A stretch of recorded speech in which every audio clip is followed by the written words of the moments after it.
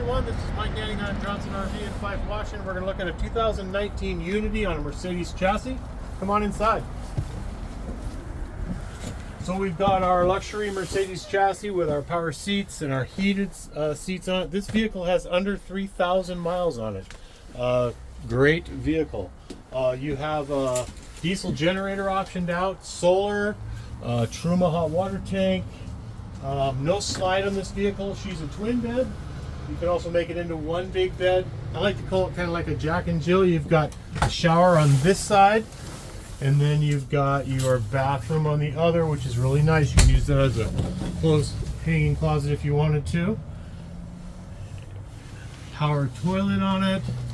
Sunroof in the front area here. And then you've got the kitchen right through here. You've got your stove, your sink, little pantry right here, convection microwave, decent sized refrigerator, and you also have a little front TV hidden there in the corner too. If you'd like to know more about this vehicle, it's down here at Johnson RV in Fife, Washington. Just ask for Mike Manning. I'd love to show you. Thanks a lot for watching.